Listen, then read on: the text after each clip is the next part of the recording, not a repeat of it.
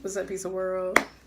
Um, Simone, and today's topic is the mental health. And today has marked the first day of Children's Mental Health Awareness Month. And today I'll be talking to you guys about my father and how he has dealt with his schizophrenic bipolar and how it has reflected on me as well, to the sense of talk about my own anxiety issues.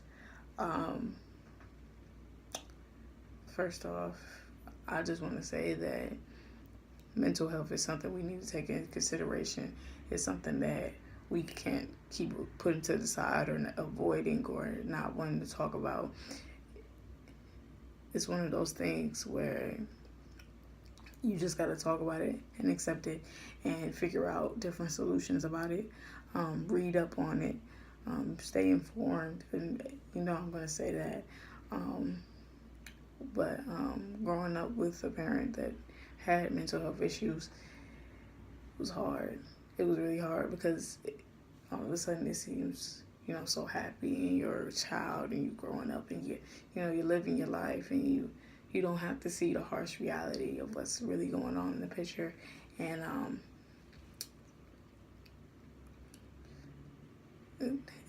it's crazy. But with that being said, it was different because I knew something was wrong. I just couldn't pinpoint it, and I knew it wasn't just the alcohol in his system. But my father is. You could tell the difference in somebody's behavior, the way they act, the way they feel, the way they want, the way they do things. In a sense, you could tell somebody's behavior change by the different clothes they wear or their different facial expressions. And with him, I could just tell just by his presence. He wasn't smiling all the time. He was very sleepy, out of it. And that also goes with the medicine that they give people for mental health, which is, it calms them, it sedates them, but does it really solve the problem? What's going on within their head? No. I knew he changed when he would criticize me about certain things I ate, and I was really young.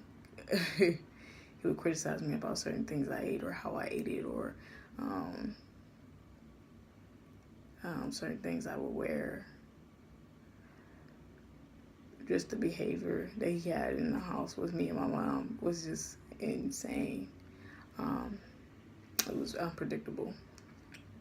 But not to say he wasn't a great father while it lasted. Me and him talked today, and we're trying to rebuild that, rekindle that relationship.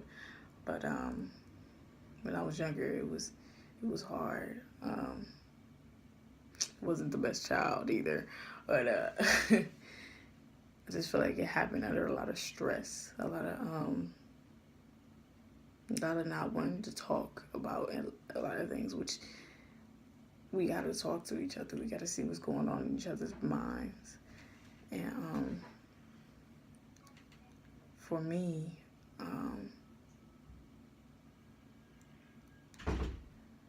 I kind of disconnected myself with the situation just because the simple fact of I didn't know what's going on. I thought my father was angry at the fact that, I was either being bad at school or something like that, or, I wasn't doing what I needed to do, which I wasn't, but I was trying.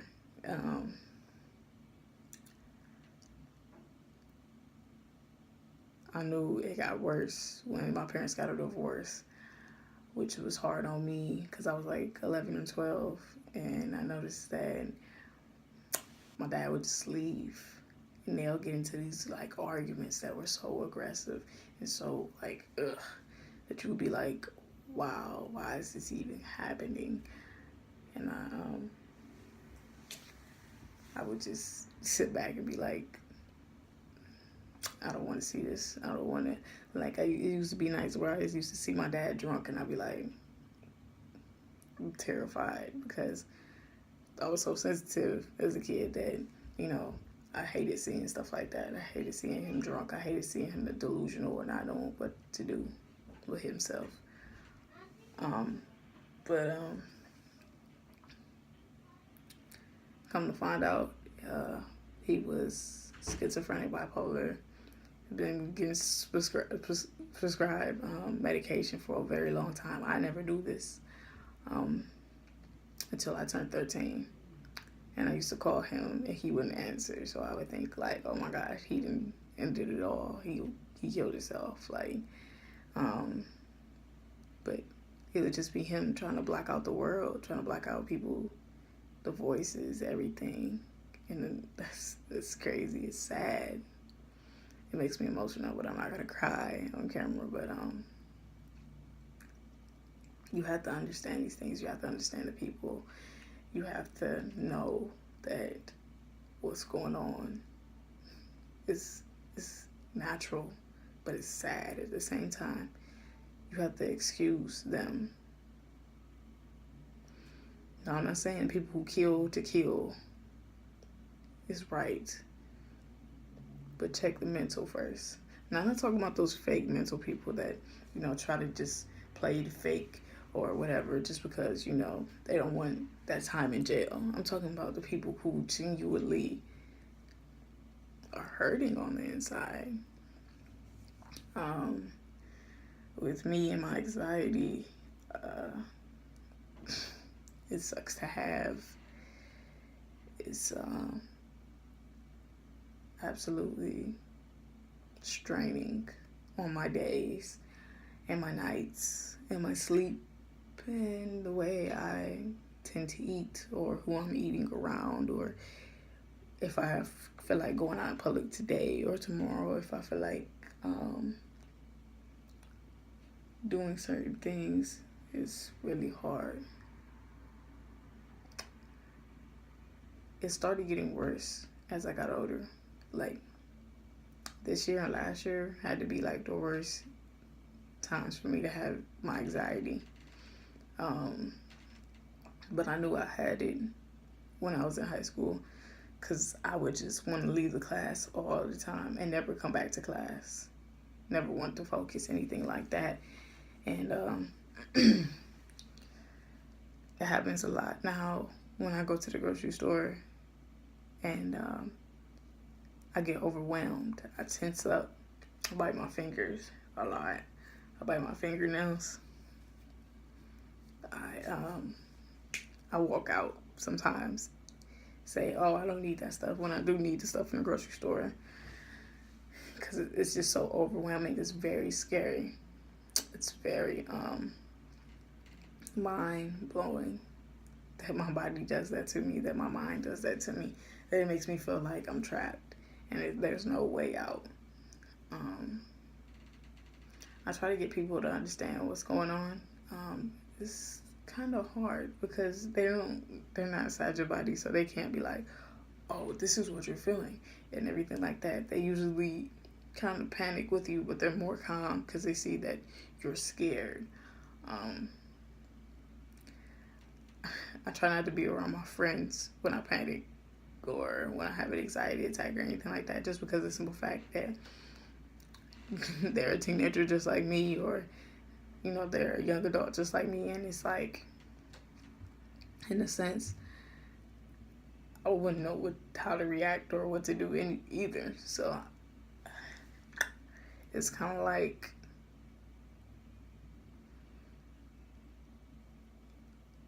it's hard to explain. I do try to breathe and relax, but sometimes that doesn't even work. If I'm so overwhelmed or stressed out from work, it's a lot. But I've been working with it. I've been trying to find different skills, but eventually I'll get to it and find the source and find something to actually occupy me from doing this. This actually helps.